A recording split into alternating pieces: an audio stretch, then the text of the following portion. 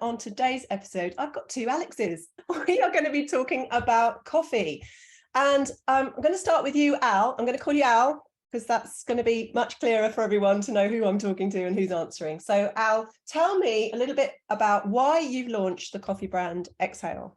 Yes, hi. I'm the founder of Exhale, and basically the story started to give you a brief overview of it. It was kind of so before launching Exhale, I was an accountant for 15 years, and it really wasn't the right career for me at all. I was very unfulfilled as an accountant, and then around 7 or 8 years ago, I started to develop loads of weird, debilitating health issues, and I had everything from really bad gut issues to brain fog and triggered by every food I ate. And I had to cut most things out of my diet and mast cell activation syndrome, just loads of different things. And it was kind of, ruining my life, basically, large parts of my life. So in search of answers, I was kind of in and out of every hospital across London, didn't find any answers at all. And then decided to try and take control of my own health and started obsessively researching any and every health and lifestyle change and swap and fact that I could add into my own life. And it was through this kind of obsessive research that I started reading more and more about how coffee could potentially be healthy. And I was just reading more and more studies about coffee, while at the same time I was using coffee to try and take back control of, like, to be a better parent. I had a baby at the time, so I was using coffee for that. I was using coffee to be a better employee, a better athlete, and coffee was helping me personally in so much in my life. And then it turned out that it could also be really healthy. And then at the same time, I was an unfulfilled accountant, desperate to get out of accountancy. So I was like, well, why not launch a business that combines my three passions in life of coffee, health, and fitness? And then that's where the whole idea for Exhale was crafted, basically, from that. Tell us what's different about Exhale. Why is it so different to everything else? Yeah, so basically, through my years of research, there's all of these studies which are showing that coffee could be healthy. Then the next stage for me was to try and figure out what in coffee it was that was making it healthy. And there were certain compounds in coffee and certain mechanisms that just kept coming up again and again and again. And mechanisms wise, it was mainly like the antioxidant and anti-inflammatory effects of coffee. And then it was the polyphenols in coffee, the melanoidins, the diterpenes, and certain compounds in coffee that were most often cited as causing these effects, these positive effects. Okay. So then I was like, right, how do I find a coffee that's highest in these healthy compounds in coffee? And we basically went through this whole process. And it turns out that sourcing, roasting, and brewing coffee has a huge impact on the levels of these healthy compounds. And at each stage in coffee's life, it magnifies the differences at the stage before, So we basically put together this year-long process to find a coffee that was sourced to be highest in the healthy compounds. Then we roasted it to retain as many as possible, and then brewed it in a way that kind of also kind of retained as many as possible.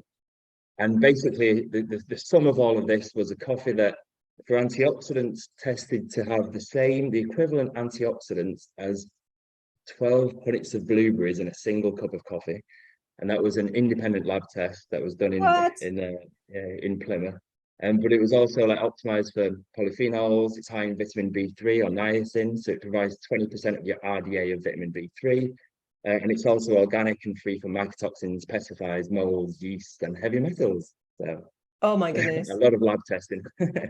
Sounds too good to be true. And it tastes pretty good too, because I've had some and it's amazing. I just want to pick up on a couple of things you said there about other coffees and these, mycotoxins and pesticides. Could you just explain to us what we want to be avoiding in coffee? Yeah, so the mycotoxins are they're all around us. They're in the atmosphere around us. They're on everything we touch and everything we eat in smaller quantities. But in large quantities, they can have some pretty severe health implications, okay? And Alex is probably a better place to explain what they are. But basically, there's been a whole lot of study on coffee and mycotoxins and whether or not you can get coffee and mycotoxins and at what level. And basically, the European Commission set safe guidelines for the maximum legal limits of mycotoxins you can have in coffee. And most studies, and there's been a lot of studies, and we have a blog on our website which goes into all of them in depth. Most studies show that around 90% to 100% of coffees tested contain some level of mycotoxins. Some of them were like 3 or 4 times as high as the safe European Commission guidelines. Most of them were lower. But then recently, like within the last month, the European Commission has released and said that from January 2023, they're reducing their safe maximum limits for mycotoxins. So they're literally halving them from 10 to 5 micrograms per kilo for instant and from 5 to 3 in regular coffee.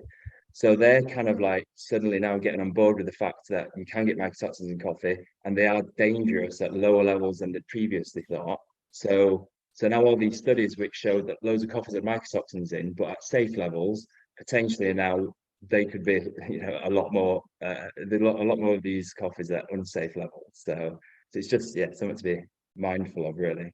Yeah. Yeah. Alex, you're, as a health expert, I know you're a big fan of this coffee, aren't you? What can you tell us about the health benefits of coffee, particularly this kind of high grade level of coffee? Yeah, so I guess Al touched on the fact that we've got lots of different plant compounds found within coffee. I think there's over 1,000 bioactive compounds, and they can be broken down into different things. One of them is chlorogenic acid. So this is one of the plant compounds that's had, I guess, the most research behind it. But Al touched on some other compounds like the diterpenes. These have been found to have anti-inflammatory properties. So for any practitioners listening, there's kind of mechanistic studies showing us that it can inhibit NF-kappa B pathways, for example, which is just an inflammatory pathway in the cell. And I guess, to keep it short, there was definitely an initial understanding that these polyphenols and antioxidants provided some of the health benefits because of their anti-inflammatory and antioxidative properties. And that's shown in the fact that if you drink coffee, you are 10% less likely to die of anything. And I love these kind of all-cause mortality stats. So, we also see significant reductions in neurodegenerative conditions. For example, Alzheimer's, there's a 75% reduced risk of developing it as a coffee drinker. There's a 25% reduced risk of Parkinson's disease. There's a 29% reduced risk of non-alcoholic fatty liver disease. There are about a dozen cancers with kind of a significant reduced risk if you're a coffee consumer. And the sweet spot in the research seems to be between 3 and 5 cups a day, which is always kind of the follow-up question to this, which is how much do we need to be drinking for these kind of stats? Yeah. Now, obviously, what we also see in the research actually is that these health benefits 99% of the time are also found in decaf coffee.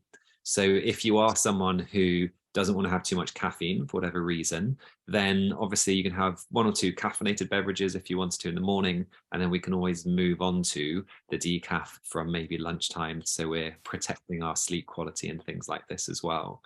Amazing. That's such good news for people that get jittery with caffeine. But can you just explain the difference between are there any health benefits of caffeine itself? Do we need to add the caffeine in?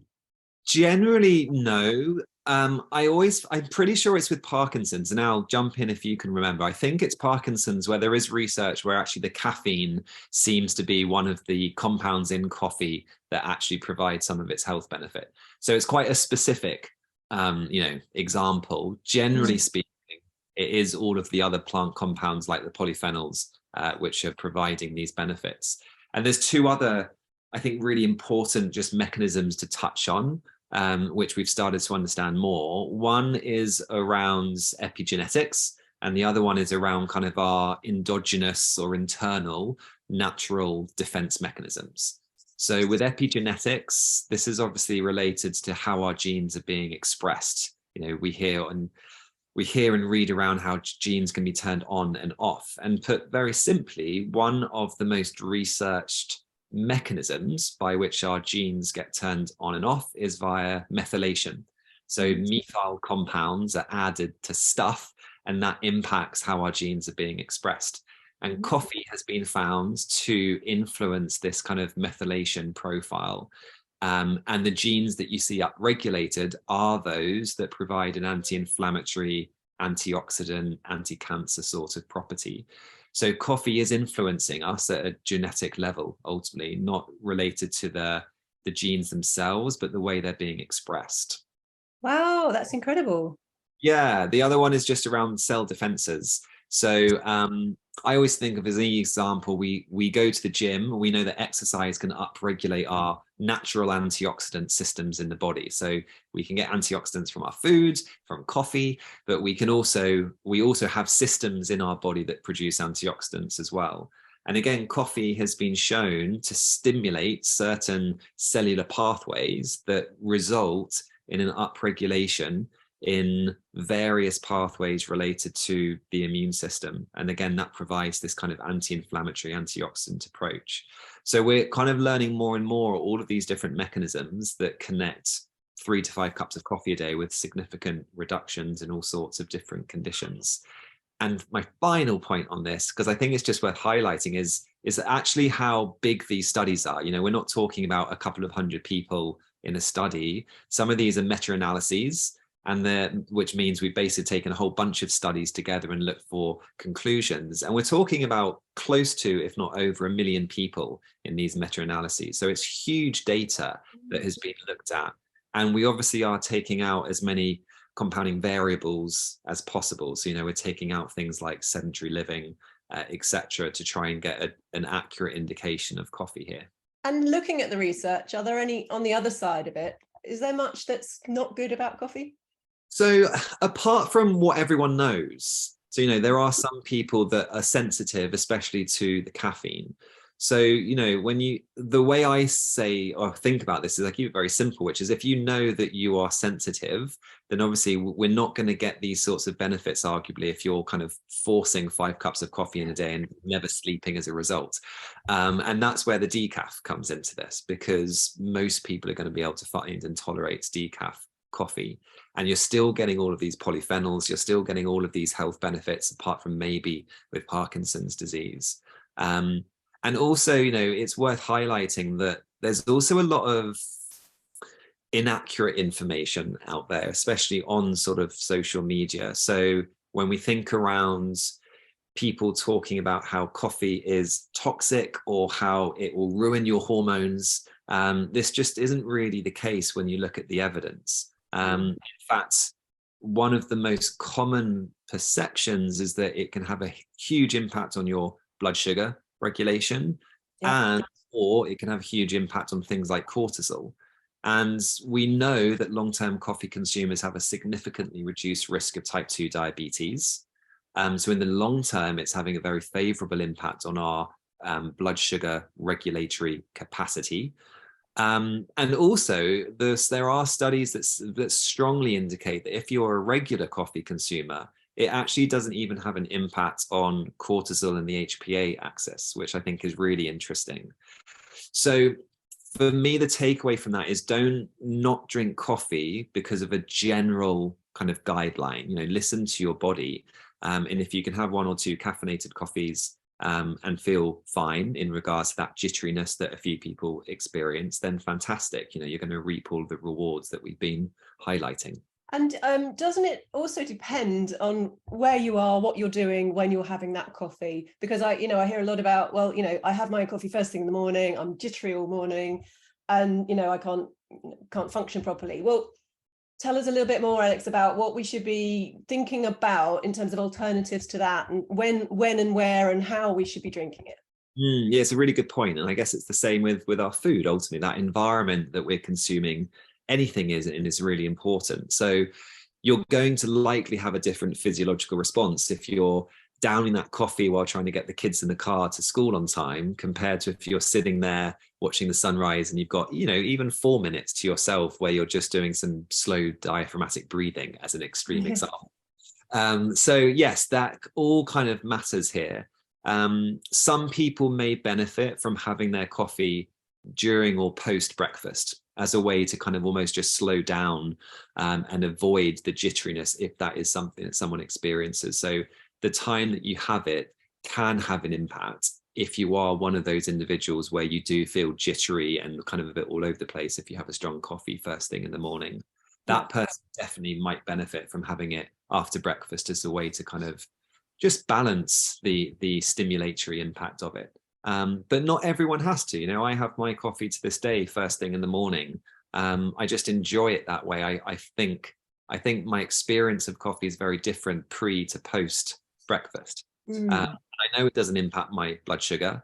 I don't know for sure that it doesn't impact my cortisol, but I don't feel like it's having a negative impact in any way. So I very much enjoy just a strong black coffee first thing in the morning.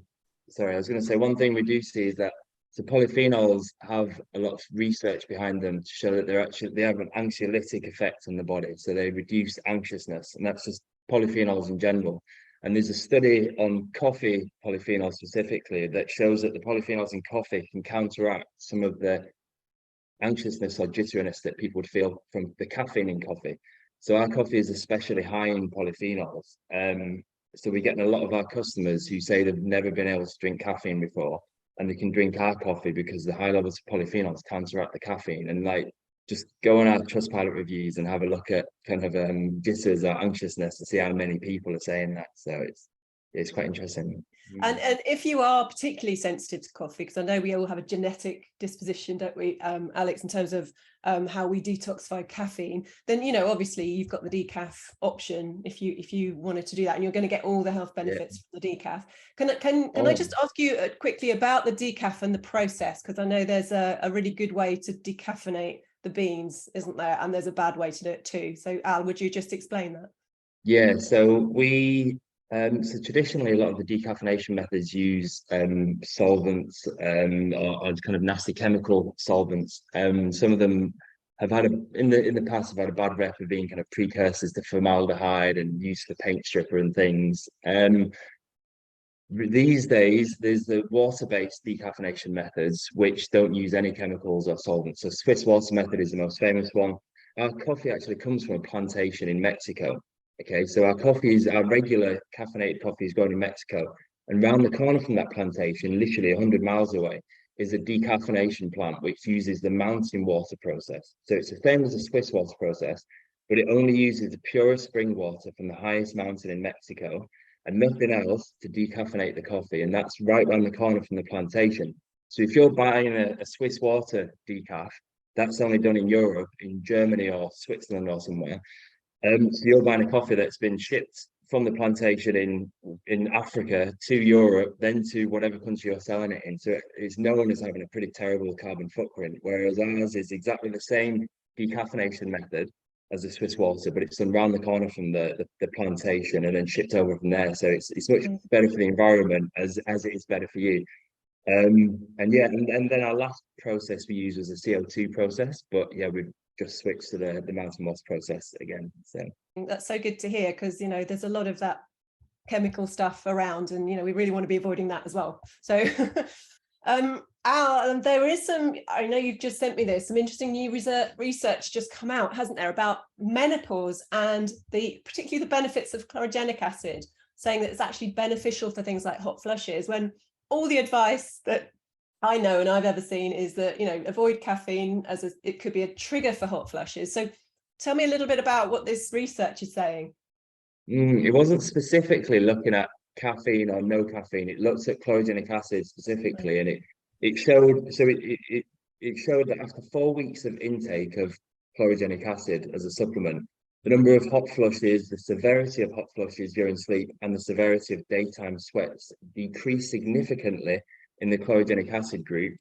And they concluded that continuous intake of chlorogenic acid resulted in improvements in menopausal symptoms, especially hot flushes in healthy women. So a coffee like ours, which is especially high in chlorogenic acid, could really support the menopause. And you know, if you do react to caffeine, you're still getting chlorogenic acid in the decaf as well. So yeah, it's just really positive study published in Nutrients in 2020. Like everything, there's so much conflicting advice for women, isn't there? So it's amazing we can get experts like you guys on to really clear that up and say there is an option. If you love coffee, the decaf is an amazing flavor if you react to caffeine, and you're getting the benefits of all those lovely nutrients in there. Yep. I'm going to finish up because I want to just wrap up with Alex, you've told us how you drink your coffee. How many do you have a day, and is it black, white? How do you make it? Yeah, it's just black, and it really ranges between 1 and 3. I actually kind of often get to lunchtime and for some reason just don't feel like coffee in the afternoon. Even the decaf, it's just the flavor isn't something that my body seems to want from lunchtime onwards. So sometimes it can just be one, sometimes it will be three. So I'm not necessarily in that 3 to 5 sweet spot, but yeah. Al, tell us how you drink yours. These days it's pretty much a cafetiere every time, although I do have an espresso machine, so I love a double espresso first thing in the morning, but I'll have kind of 3 or 4 coffees a day. I try and have the last one as a decaf. But at like mid-morning for the last kind of few months, I've been loving having coffee with a bit of collagen in it and a bit of MCT oil blended, maybe with some cacao as well. And it's like a delicious mid-morning snack. So you're getting a whole lot of different health benefits from it. Oh no, that's a really good idea. And I've literally just started doing that recently, actually, with some Really, flavorless collagen and MCT oil. It's a really good boost yeah. first thing in the morning, isn't it? Well, one thing actually we do as well sometimes in the afternoon, if you need a little bit of a pick me up, we'll have a half calf where we mix 50% of our decaf and 50% of our regular coffee together, and you get half the caffeine. Because they're from the same plantation, from the same crop, and they actually mix quite well together. So it's a little hack that we do in our house. You took the words right out of my mouth. That's exactly what I do. I have a bean filter machine, actually, which is a kind of cheap Amazon bean filter machine, and then I put half calf, half decaf from you into the grinder. It grinds it up, and then I get a half caffeinated, delicious cup of Amazing. coffee. I got into a phase of having a double decaf espresso after dinner, because it has such a thick crema on it, and it feel like a little treat after dinner. But then there's one other little, I guess, hack that we do sometimes if I'm having a coffee later in the day, where I'll have some L-theanine with it. So L-theanine, 200 milligrams of L-theanine L-theanine is kind of an amino acid you get naturally in green tea, and it kind of reduces anxiousness and stress and things, and it's quite good for that. But actually, it's really good combined with coffee because it totally counteracts the effects of caffeine, the negative effects, but you still get the cognitive performance enhancing effects of caffeine, but you don't get the caffeine rickshaw high or whatever. Oh, that's a really handy tip. Yeah, amazing. That's it from me. Thank you so much. It's been really informative. I hope everyone's enjoyed that and can relax a little bit about their coffee intake, because I think there's options for everybody to get those hugely beneficial antioxidants and polyphenols. If you do want to get some Exhale into your life and go try it, you can go to happyhormonesforlife.com/exhale, and Alex and the team have given me a code for you guys, 50% off your first subscription if you use the code Nikki50, NICKI50. I'll put it underneath as well. Thank you again, both of you. It's been amazing to catch up with you and learn so much. I've learned so much already today as well. So thank you so much, and speak to you soon. Take care. Thanks for having us. See you later.